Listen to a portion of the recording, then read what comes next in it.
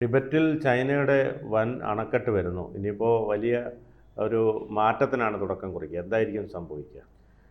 അതായത് south Asian രാഷ്ട്രങ്ങൾക്കിടയിൽ ഒരു ജലരാഷ്ട്രീയത്തിന് ഒരു പുതിയ അധ്യായം തുറക്കാൻ പോകുന്നു എന്നുള്ളതാണ് വസ്തുത. ഇപ്പോൾ ടിബറ്റിൻ്റെ അതിർത്തിയിൽ ഒരു വലിയൊരു അണക്കെട്ട് ചൈന കെട്ടാൻ പോകുന്നു എന്നുള്ളതാണ് നമുക്ക് കിട്ടുന്ന ലഭ്യം. ടിബറ്റിലെ യാർലുങ് സാങ്പോ നദിയിൽ ലോകത്തിലെ ഏറ്റവും വലിയ ഹൈഡ്രോ പവർ പ്രൊജക്റ്റ് നിർമ്മിക്കുന്ന ചൈനയുടെ മഹത്തായ പദ്ധതി അയൽ രാജ്യങ്ങളായ ഇന്ത്യക്കും ബംഗ്ലാദേശിനും വലിയ വെല്ലുവിളികൾ ഉയർത്തുന്നു എന്നുള്ളതാണ്.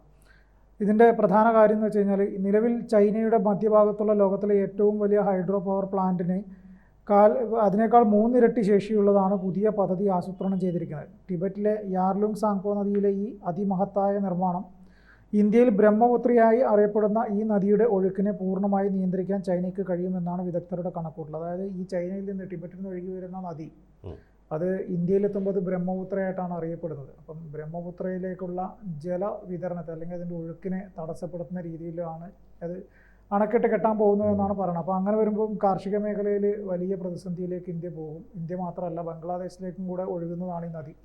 അപ്പോൾ ഈ അണക്കെട്ട് കെട്ടി ജലലഭ്യത ഇല്ലാതാവുന്ന ഘട്ടത്തിൽ കാർഷിക മേഖലയിൽ ആവശ്യത്തിനുള്ള ജലം ഇല്ലാതാകും. അപ്പോൾ കാർഷിക മേഖല പ്രതിസന്ധിയിലേക്ക് പോകും, കർഷകർ പട്ടിണിയിലേക്ക് പോകും എന്നുള്ളതാണ് ഒരു പ്രധാനപ്പെട്ട ഒരു വിഷയമായിട്ട് വരുന്നത്. ഇനി ഇന്ത്യയുടെ തിരിച്ചടി എങ്ങനെയാണെന്ന് വെച്ച് കഴിഞ്ഞാൽ, ചൈനയുടെ നീക്കങ്ങൾക്ക് മറുപടിയായി ഇന്ത്യയും സ്വന്തം ഡാം പദ്ധതികൾ ത്വരിതപ്പെടുത്തുകയാണ്. എന്നാൽ ഈ പദ്ധതികൾ നടപ്പാക്കുന്നതിൽ ഗുരുതരമായ തടസ്സങ്ങൾ നേരിടുന്നു.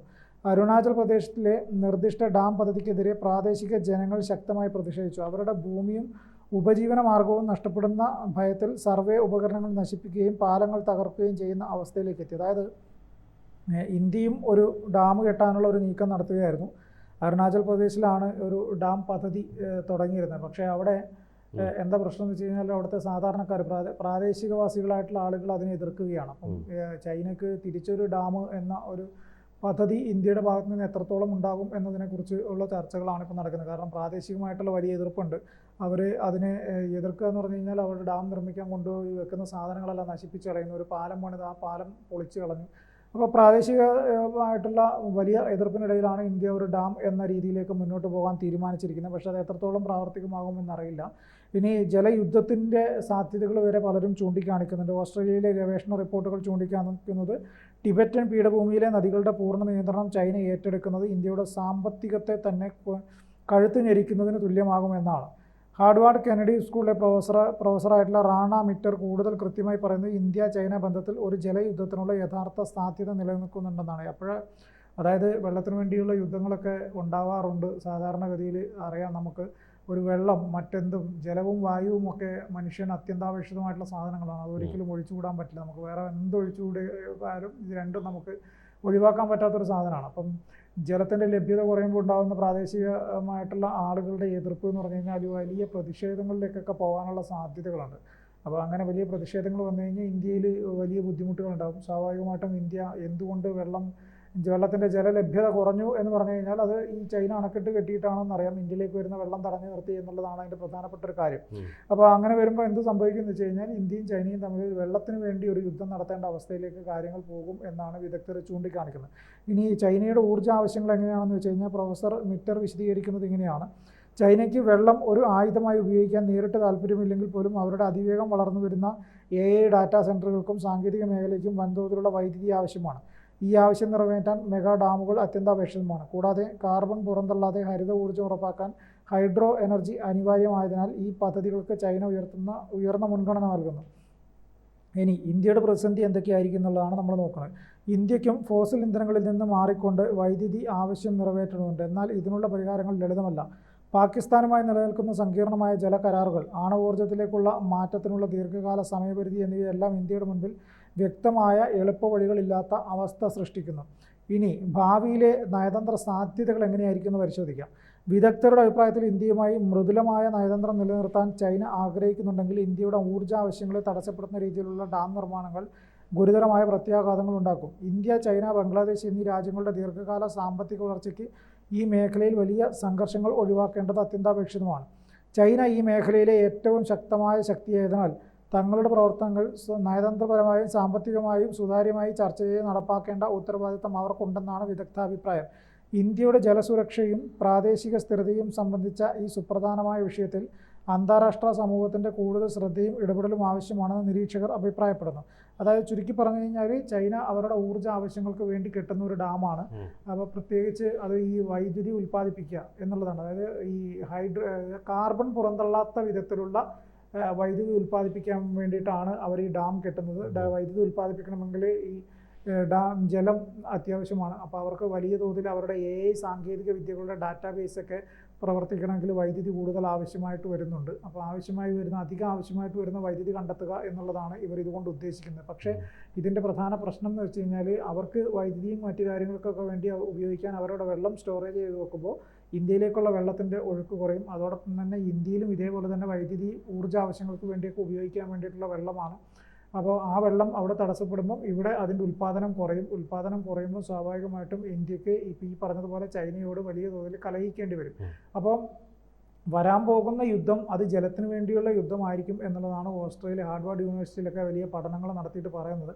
അതിന് പ്രധാനമായിട്ടും അവർ ചൂണ്ടിക്കാണിക്കുന്നത് ചൈനയ്ക്ക് ഓൾറെഡി ഇതുപോലുള്ള ഒരു അണക്കെട്ടുണ്ട്. അത് പക്ഷേ അതിൽ നിന്നും അതിൻ്റെ 3 ഇരട്ടിയോളം വലിപ്പമുള്ള ഒരു അണക്കെട്ടാണ് പുതുതായിട്ട് ഇപ്പോൾ അവർ കെട്ടാൻ പോകുന്നത്. അപ്പോൾ 3 ഇരട്ടിയോളം നിലവിലുള്ള അണക്കെട്ടിനേക്കാൾ 3 ഇരട്ടിയോളം വലിയ അണക്കെട്ട് കെട്ടുക എന്ന് പറഞ്ഞു കഴിഞ്ഞാൽ അവർ അവിടെ സ്റ്റോർ ചെയ്ത് വെക്കാൻ പോകുന്ന വെള്ളം എന്ന് പറഞ്ഞു കഴിഞ്ഞാൽ ഒരു പക്ഷേ എത്രയോ കോടിക്കണക്കിന് ലിറ്റർ വെള്ളമായിരിക്കും. അത്രയും ലിറ്റർ വെള്ളം അത് ഇന്ത്യയിലേക്ക് ഒഴുകി വരേണ്ട വെള്ളമാണ് അവിടെ തടസ്സപ്പെടുത്തിയിരിക്കുന്നത് എന്നുള്ള പ്രധാന വസ്തുത. ഇന്ത്യയിലേക്ക് മാത്രമല്ല, ഇന്ത്യ, ബംഗ്ലാദേശ്, പാകിസ്ഥാൻ ഉൾപ്പെടെയുള്ള രാജ്യങ്ങൾക്ക് ഉപയോഗിക്കേണ്ട വെള്ളമാണിത്. ഇപ്പോൾ ഓൾറെഡി ഇന്ത്യ ഒരു അണക്കെട്ട് കെട്ടാനുള്ള സിന്ധു നദിയുടെ കരാറ് നിർത്തിയതോടുകൂടി ഒരു അണക്കെട്ട് കെട്ടാനുള്ള പദ്ധതികളുമായിട്ട് മുന്നോട്ട് പോകുന്നു എന്ന രീതിയിൽ വലിയ വാർത്ത വന്നപ്പോൾ തന്നെ പാകിസ്ഥാനിൽ നിന്ന് വലിയ പ്രതിഷേധം വന്നിട്ടുണ്ട്. അവർ പറയുന്നത് നിങ്ങൾ അങ്ങനെ ഒരു അണക്കെട്ട് കെട്ടുകയാണെങ്കിൽ അത് വെള്ളം നിറയ്ക്കുന്നതിന് മുമ്പേ തന്നെ ഞങ്ങളത് മിസൈൽ വെച്ച് പൊട്ടിക്കും എന്ന രീതിയിൽ പറയുന്നുണ്ടായിരുന്നു. അപ്പോൾ പറഞ്ഞു വരുന്നതെന്ന് വെച്ച് കഴിഞ്ഞാൽ ഏതൊരു ആളുകൾക്കും ഏറ്റവും അടിസ്ഥാനപരമായിട്ട് വേണ്ട അത്യന്താപേക്ഷിതമായിട്ട് ഒഴിവാക്കാൻ പറ്റാത്ത ഒന്നാണ് ജലം എന്ന് പറയുന്നത്. അപ്പം ദൈനംദിന ആവശ്യങ്ങൾക്ക്, കാർഷിക ആവശ്യങ്ങൾക്ക്, ഈ പറഞ്ഞതുപോലെ വൈദ്യുതി ഉൽപ്പാദിപ്പിക്കുന്നതിന് വേണ്ടിയിട്ട്, മറ്റ് ഊർജ്ജ ആവശ്യങ്ങൾക്ക്, അങ്ങനെ പല ആവശ്യങ്ങൾക്ക് വേണ്ടിയിട്ട് വെള്ളം അത്യാവശ്യമാണ്. അത് ഈ പറഞ്ഞതുപോലെ ഒഴുകി വരുന്ന വെള്ളം ചൈന തടകെട്ടി അല്ലെങ്കിൽ ഡാം കെട്ടി നിർത്തുകയാണ് എങ്കിൽ വലിയ പ്രതിസന്ധിയിലേക്ക് കാര്യങ്ങൾ പോകും.